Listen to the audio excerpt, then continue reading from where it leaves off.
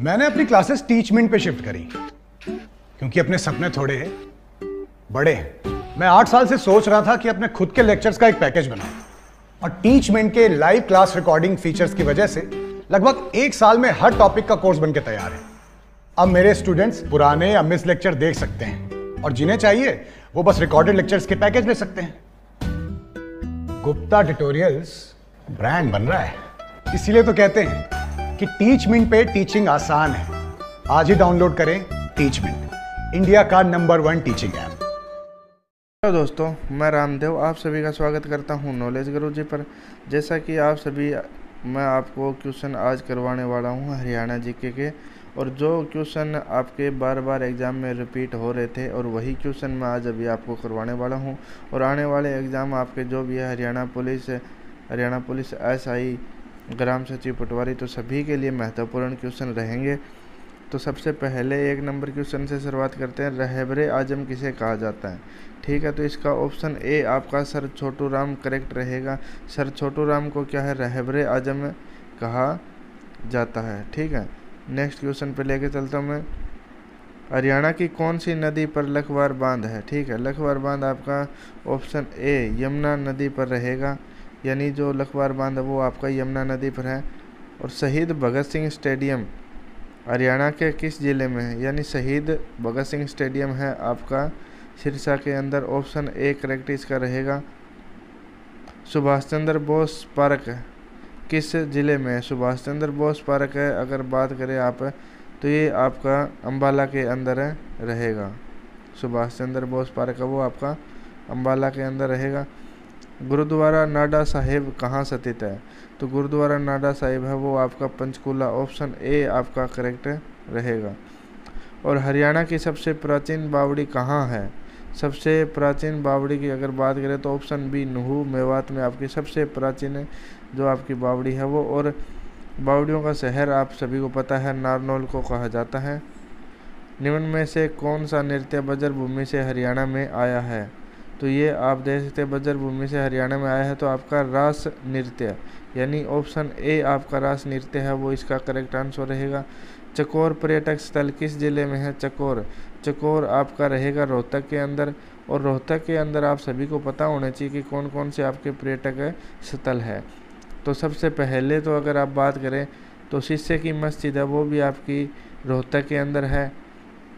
मैना पर्यटक स्थल है, नीली कोठी, तिलियार झील है, हिरन पार्क है, महम 24 कबूतरा, दिनी मस्जिद भी आपकी रोहतक के अंदर रहेगी। ठीक है, बनारसी दास गुप्ता की मृत्यु कब हुई?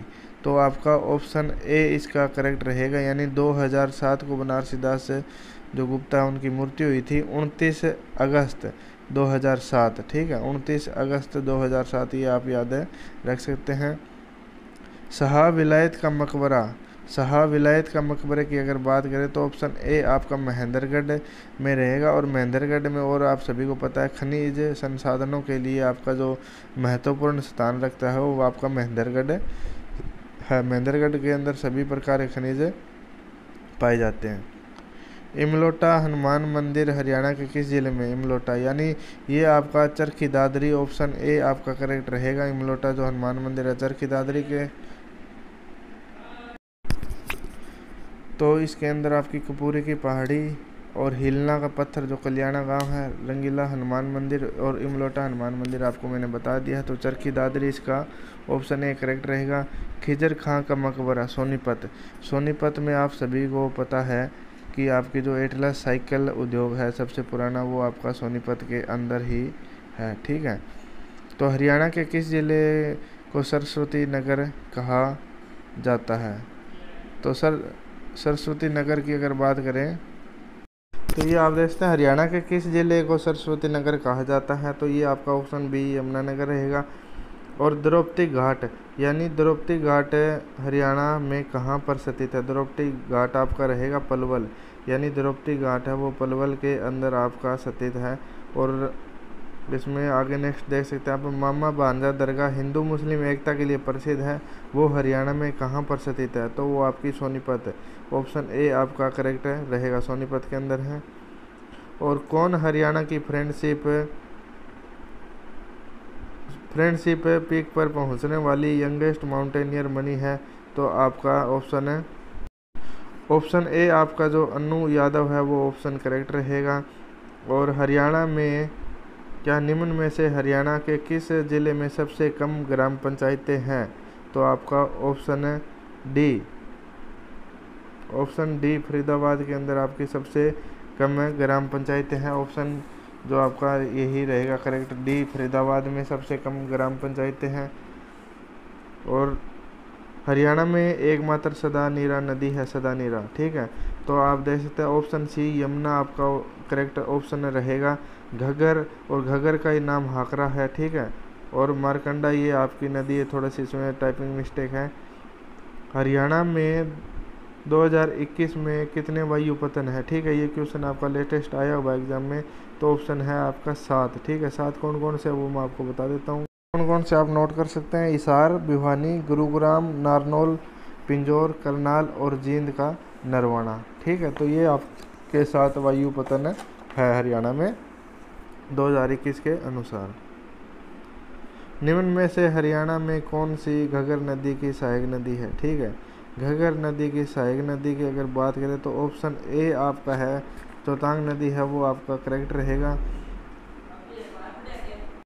तो ऑप्शन आपका रहेगा ए, चौतांग नदी है वो आपकी घग्गर की सहायक नदी है। और एक मैं इसमें अभी आपको सारे जो नदी है कौन कौन सी उसकी सहायक नदी है वो अभी आपको मैं टॉपिक बता देता हूँ, सारा कंप्लीट ही सॉल्यूशन आपका हो जाएगा।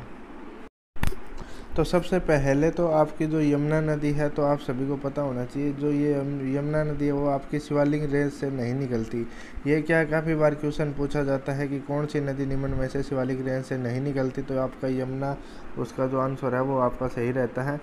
इसमें आप सभी को पता है ये यमुना नदी है वो गंगा की सबसे बड़ी सहायक नदी है, ठीक है। गंगा की सबसे बड़ी सहायक नदी कौन सी है, तो आपकी यमुना है।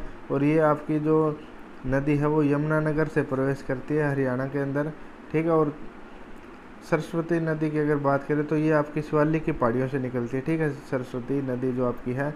और नरकातारी अनरक तीर्थ से क्या इस नदी के किनारे ही है, ठीक है। और ये आपके हरियाणा में कहाँ से प्रवेश करती है, तो ये आदि बद्री स्थान है वहाँ से प्रवेश करती है। और यमुना नदी का आप सभी को पता होना चाहिए एकमात्र ये सदा नीरा है, यानी इसमें कभी भी जल आपका वो समाप्त नहीं होता। घग्गर नदी की अगर बात करें तो ये भी आपकी जो है शिवालिक श्रेणी से निकलती है और ये आपकी बरसाती नदी है, ठीक है। ये आप सभी को पता होना चाहिए। ये हरियाणा की दूसरी प्रमुख नदी है, पहली आपकी जो है वो ऑप्शन है सबसे प्रमुख नदी आप सभी को पता होनी चाहिए, यमुना नदी आपकी सबसे प्रमुख नदी है। मारकंडा यानी इसका पुराना नाम है वो आपका अरुणा नदी है।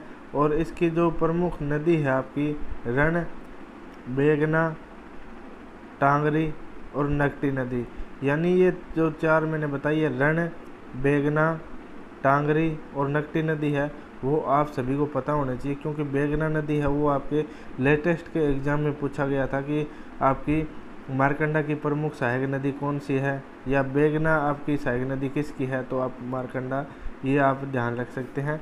टांगरी नदी, ठीक है, इसकी प्रमुख नदियां आप सभी पता होने बलियाली और आमरी इसकी प्रमुख सहायक नदियां हैं। और टांगरी सबसे बड़ी प्रमुख सहायक नदी आपकी मारकंडा की है। और चेतक नदी ये भी आपकी शिवालिक की पहाड़ियों से निकलती है और इसको क्या सरस्वती भी कहा जाता है। और राक्षसी नदी है वो आपकी चेतक नदी की प्रमुख सहायक नदी है। और अगर बात करें साहिबी नदी, तो साहिबी नदी में क्या है आपकी इंदौरी नदी है वो आपकी साहिबी नदी की प्रमुख सहायक नदी है। और इंदौरी नदी है वो आप सभी को पता है तो आपकी साहिबी नदी की हो जाएगी। और दोहन नदी भाई हरियाणा में 50 किलोमीटर की दूरी से प्रभावित होती है। ये भी क्वेश्चन है वो आपका प्रीवियस ईयर में पूछा गया क्वेश्चन है कि 50 किलोमीटर की दूरी पर बहने वाली नदी कौन सी है, तो आपकी दोहन नदी रहेगी, ठीक है। तो ये आपकी सारी मेन जो नदी थी वो मैंने अभी आपको बता दी है। और इन नदियों पे क्या है मेनली क्वेश्चन आपका हरियाणा पुलिस, ग्राम सचिव, पटवारी, कैनाल पटवारी, इन सभी में क्या है पूछा जाएगा। तो ये जो क्लास है वो आप सभी के लिए महत्वपूर्ण क्लास रही है। अगर आपको क्लास पसंद आई हो तो आप वीडियो को लाइक करें और अगर ऐसी ही क्लास आप पाना चाहते हैं तो क्या आप चैनल को ज़रूर सब्सक्राइब करें और इस वीडियो के नीचे कमेंट करें कि हमें रेगुलर क्लास चाहिए।